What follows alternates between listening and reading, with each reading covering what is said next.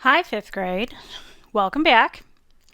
Today we are going to be moving on with our toy drawings, and we're going to be moving on to that really large white sheet of paper. So, the largest white paper that you got in your box at the beginning of the school year when you picked up all of your supplies. The big long rectangle white paper is the one that you are going to be drawing on today.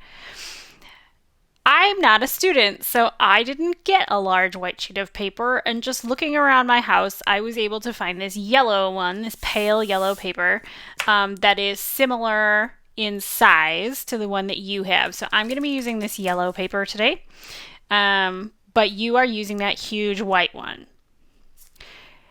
To do everything you need to today, you are going to need a pencil, your white paper, a pencil, a Sharpie, and then your sketches from last week. And you might want your object too, just to look at and reference, just in case you want to compare the actual thing to what you're drawing.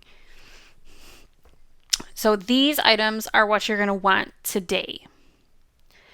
If you don't have all of these items in front of you, feel free to pause the video right here, go get them, and continue once you've collected all of these things. Your goal today is to take these three views of your toy.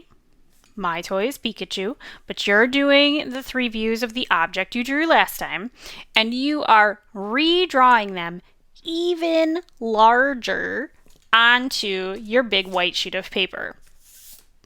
You won't be able to copy them because you want them to be really big. So like I said last week that whatever your small item was going to grow, right? This drawing way bigger than my little toy. But this white paper that you're working on today is going to be even bigger than your sketchbook. So you need to draw it even larger still.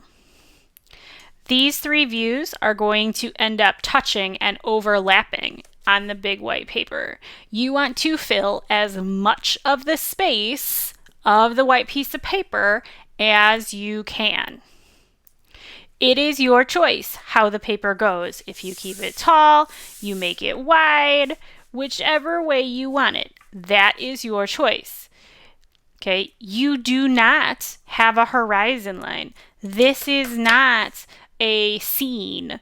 Okay, this is think of it like outer space or a dream sequence. These three views are just going to be floating in this big white piece of paper, and that's it. Okay? So don't try to put your creature's feet on the bottom of the page and have him be real huge standing here on the bottom. Okay? It's not like that. Everything is just really big. Can your drawings go off the page like I did on here? Right? My Pikachu goes off the top of the page or off the bottom of the page. Yes, and I highly encourage you to do that. Draw as large as you can and get it to fill the space and touch the edges of the big white paper. Okay? Go ahead and pause the video here and draw your three views. Draw them as large and as best as you can.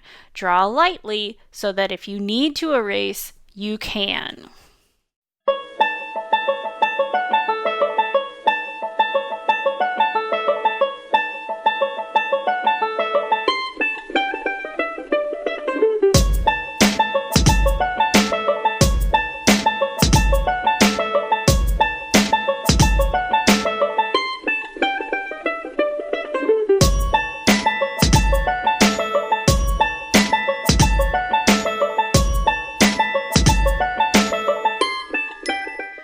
Okay, once you are done and you have all three views on there and they're as good as you think that you are going to get them, okay, my three views are touching one another and they are reaching off the page, but I still have some empty spots all over this page, okay?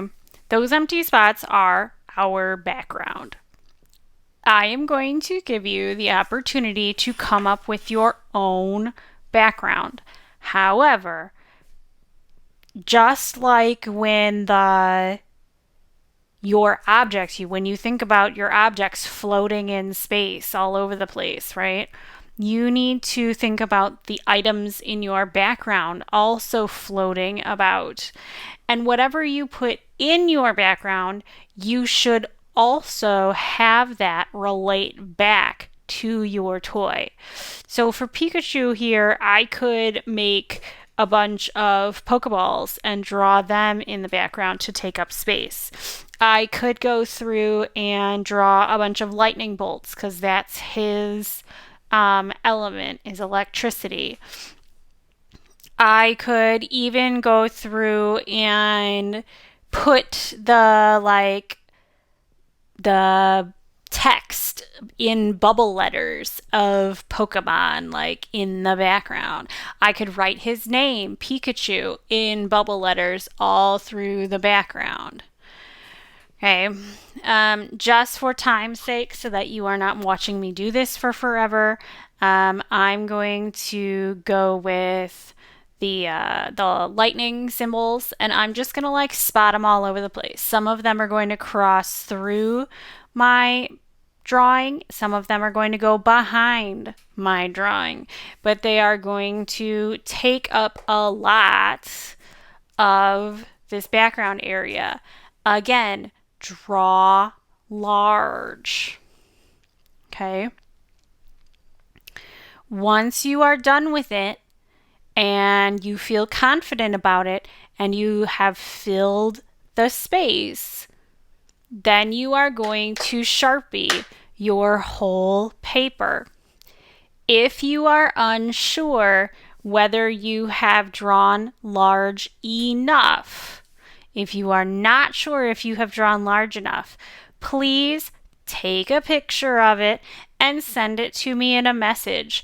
I will be able to tell you if it is large enough, and I will be, and if we, figure that out before you Sharpie, that's great. We can fix and adjust.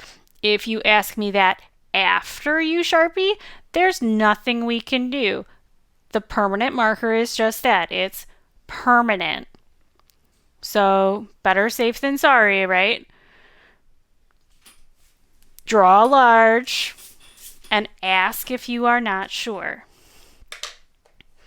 Once you are done with all of that, you are done for today.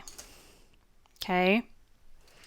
You've drawn everything, you've put in your background, you've Sharpied, then you are done for today. Once you're done, you're going to photograph it and send it in to me. No, it's not a done project, but it is what you were asked to do today.